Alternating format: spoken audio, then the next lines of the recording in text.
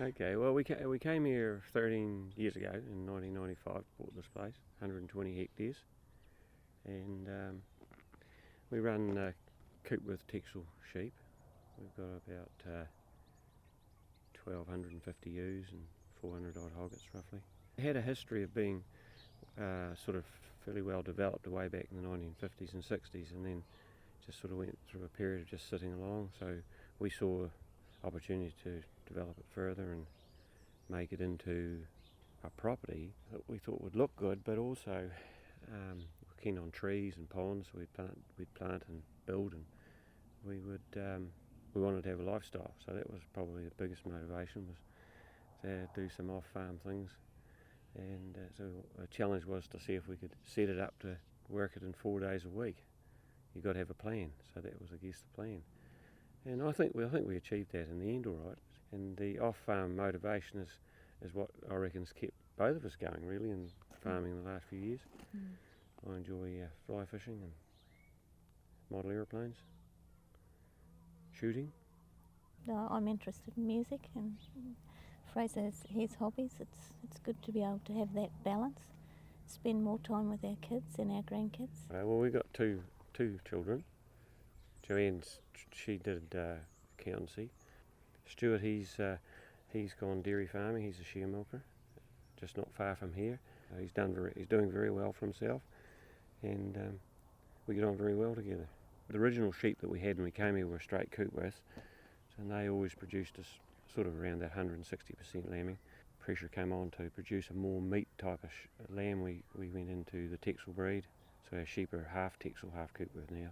And they produce big lambs, so we have heavy lamb contracts, and heavy lambs go around about 21s, Ks. It was the type of farm that lended itself to having a lane up the hill there, going up, because it could be paddocks on each side all the way up. So we just employed a contractor to build that bottom end with the gravel on it. He did that, and then we just fenced it all up, and it made a huge difference to how the farm operated. But that was done right at the start. Probably the two things the most important things we did when we first came here. The first thing, which raises eyebrows, is that we built these big duck ponds down here, and out of that green grass paddock, and just fenced it all out and said this is the recreational area. And then we built that lane and just started from there. Tree plantings, some shelter belts, and then went on to planting out gullies, stuff like that. Pasture management is, we put a capital injection of fertiliser in when we first came here, first couple of years, and then it's been maintenance fertiliser basically since. And if we grow excess grass, well, we make it into silage, and then when you get a dry summer like we've had this February, we feed it all out again. It had been in there for 3 or 4 years. Growing large lambs, of course, gets through a lot of feed, but you still got to keep the pasture right, so you have your ewes topping, cleaning up behind, and the topper going. And they averaged 18.5 last year over the whole lot, but some years we'd be about 19s. Just depends how many you can get into your heavy contract and that like. So what are the hours like that you're working now? When we work.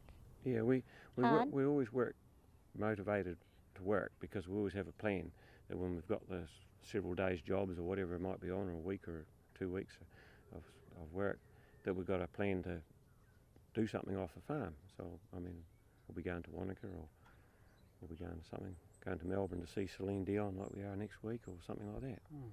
You know, life's too short. You know, we're not here for a long time. You only get one shot at it. It's not a dress rehearsal, is it? So you got to think about that, and you can, if you want to spend time with your kids and your grandkids and do your hobbies, you've got to have a workload that you can handle. So there's 2 ways of doing it with farming. You either have a big farm where you can employ people, or you have a small farm and do it yourself and then go and do your things. But you've got to be well organised. The beauty of the place we'll miss, you know, but we're looking forward to another lifestyle, another challenge, whatever.